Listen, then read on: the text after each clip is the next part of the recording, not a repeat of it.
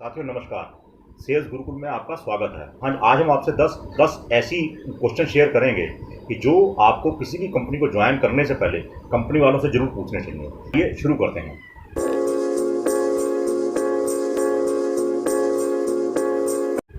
तो सवाल नंबर 10, सबसे पहले आपको ये चेक करना चाहिए, कंपनी वालों से पूछना चाहिए कि क्या वो आपको अपॉइंटमेंट लेटर देंगे।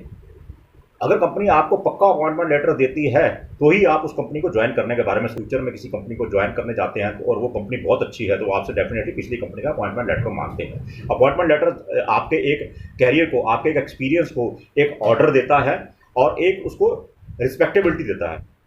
अब जो 9वां नंबर क्वेश्चन आपको कंपनी वालों से पूछना चाहिए वो ये है कि क्या कंपनी आपको सैलरी स्लिप देगी, क्योंकि सैलरी स्लिप का कैरियर में बहुत इंपॉर्टेंट रोल होता है। कल को आप अगर किसी भी कंपनी में इंटरव्यू देने जाते हैं फ्यूचर में और वहाँ आपकी सिलेक्शन हो जाती है तो वो कंपनियां डेफिनेटली पिछली कंपनी का सैलरी स्लिप मांगती हैं तो सैलरी हाइक को डिसाइड करने के लिए। आप उन्हीं कंपनी को ज्वाइन करिए जो आपको पक्की सैलरी स्लिप देती हैं। और जो 8वां नंबर क्वेश्चन आपको ये पूछना चाहिए वो भी सैलरी से रिलेटेड है, वो ये कि क्या कंपनी सैलरी बैंक में डालती है या कैश देती है।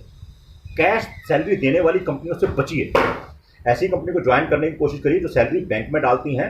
बैंक में सैलरी डालने का ये एक बेनिफिट होता है कि आपके पास एक सैलरी प्रूफ रहता है और जो कि आपके बैंक स्टेटमेंट में भी आता है। कल को आपको कहीं लोन चाहिए तो आप वो बैंक स्टेटमेंट दिखा के आपको लोन मिल सकता है।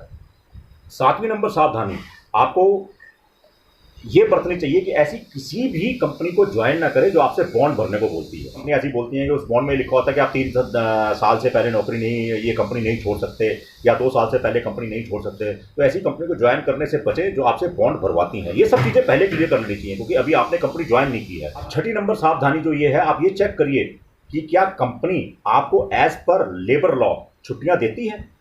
आज की डेट में इंडिया में 90% कंपनियां ऐसी हैं जो एज पर इंडियन गवर्नमेंट के लेबर लॉ एम्प्लॉयज़ को छुट्टी नहीं देती। तो आप ये क्लियर कट पूछिए ज्वाइन करने से पहले कि छुट्टियां कितनी हैं और कितने हॉलीडेज आपको मिलेंगे। बहुत सारी कंपनियां ऐसी हैं जो इवन हॉलीडेज में भी छुट्टी नहीं देती। तो आपको ज्वाइन करने से पहले क्लियर कट ये चीज़ें क्लियर करके कंपनी में ज्वाइन करना चाहिए। हम आते हैं क्वेश्चन नंबर 5 जो आपको कंपनी से पूछना चाहिए, वो ये कि क्या कंपनी सुपर एनुएशन ग्रेच्युटी देती है। सुपर एनुएशन और ग्रेच्युटी ऐसी चीज़ है जो 90% कंपनियां इंडिया में नहीं देती। सुपर एनुएशन और ग्रेच्युटी आपका हक है क्योंकि इससे जो आपको फंड मिलता है ये बाद में जमा होकर, मान लो अगर आप एक ही कंपनी में आपने 25-30 साल काम किया है तो आपको जब रिटायर होते हैं, जब आप कंपनी छोड़ते हैं तो आपको एक मुश्त बड़ी अच्छी राशि मिलती है जो कि आपको इमरजेंसी में काम आती है, जो कि आपके बुढ़ापे में आपका सहारा बन सकती है। अब हम आते हैं टिप नंबर 4 पर। आपको किसी भी कंपनी को ज्वाइन करने से पहले ये जरूर पूछना चाहिए कि कंपनी क्या मेडिकल फैसिलिटी दे रही है अपने एम्प्लॉय को, कि मेडिकल क्लेम देती है या ईएसआई देती है, क्योंकि ईएसआई और मेडिक्लेम की अलग अलग नॉर्म्स होती हैं। आपको जरूर चेक करना चाहिए क्योंकि आज की डेट में मैं फिर वही रिपीट कर रहा हूँ, 90% इंडियन कंपनियां अपने एम्प्लॉय को ईएसआई नहीं देती। कई कंपनियां ऐसी भी हैं जो ईएसआई के पैसे काटती हैं, उसके बाद भी एम्प्लॉय को ईएसआई की सुविधा नहीं मिलती। एम्प्लॉय को अगर खुदा ना खास्ता, एम्प्लॉय सेल्स में बाहर काम करता है, उसको खुदा ना खास्ता कोई एक्सीडेंट हो जाए, चोट हो जाए तो उसके पास सारा खर्चा उसको खुद वहन करना पड़ता है। ये क्वेश्चन पूछिए और बिल्कुल बिंदास पूछिए। अब आप आते हैं क्वेश्चन नंबर 3 कि क्या कंपनी आपको ईपीएफ देती है। बहुत सारी कंपनियां इंडिया में ऐसी हैं जो ईपीएफ एम्प्लॉय प्रोविडेंट फंड देती ही नहीं। कुछ कंपनियां तो ऐसी है जो काटती नहीं एम्प्लॉय के पैसे ईपीएफ के और वो देती भी नहीं, वो तो एक तरफ होगी। अब कुछ कंपनियां उनसे भी महानुभाव हैं जो कि एम्प्लॉय का ईपीएफ काटती हैं लेकिन जब देने की बारी आती है तो नहीं देती। जब एम्प्लॉय अपने ईपीएफ के लिए धक्के खाना शुरू करता है तो उसको पता लगता है कि जो उसका ईपीएफ काटा गया वो भी जमा नहीं हुआ। तो आपको ये जरूर चेक करना चाहिए कि क्या कंपनी ईपीएफ दे रही है।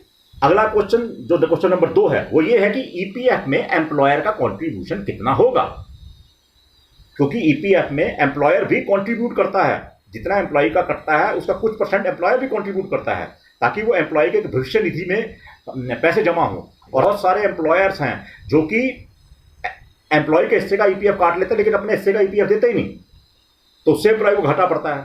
तो आपको ये पूरी तरह जागरूक होकर कंपनी से बात पूछनी चाहिए। अब हम आते हैं क्वेश्चन नंबर 1 जो आपको पूछना चाहिए, जो कि बहुत इंपॉर्टेंट है। वो ये है कि कंपनी का बोनस प्लान क्या है, कंपनी दिवाली पे बोनस देती है या नहीं देती। इंडिया में ऐसी कंपनी की कोई कमी नहीं है जो दिवाली पे बोनस तक नहीं देते। तो साथियों ये हमारे 10 क्वेश्चन थे जो आपको कंपनी वालों से जरूर पूछने चाहिए। किसी भी कंपनी, आपने कभी कंपनी ज्वाइन नहीं की है, अभी अगर आप ये 10 क्वेश्चन पूछेंगे और कंपनी के जवाब को देखने सुनने के बाद 10 के 10 क्वेश्चनों में अगर आपको फेवरेबल आंसर मिले तो कंपनी को ज्वाइन करिए, वरना आप जिस कंपनी में हैं वहीं सेटिस्फैक्ट्री बैठे रहिए। अगर उस कंपनी में आपको सब सुविधाएं मिल रही हैं, ये जिस कंपनी में आप काम कर रहे हैं, तो मेरी रिक्वेस्ट है आपसे कि जब तक अगली कंपनी में 10 की 10 सुविधाएं बराबर ना मिलें तो आप अगली कंपनी को ज्वाइन ना करें। तो साथियों, प्लीज ये सावधानियां जरूर रखिए। We wish you all the very best. अगर आपको हमारा वीडियो अच्छा लगा हो तो कृपया हमारे वीडियो को लाइक करिए और हमारे यूट्यूब चैनल को सब्सक्राइब करिए। Thank you, all the best. और अपनी सुरक्षा अपने हाथ में रखिए, क्योंकि आप ही अपने जीवन, अपने परिवार के लिए जिम्मेदार हैं और अपनी सुरक्षा करना आपका परम हक है। Thank you.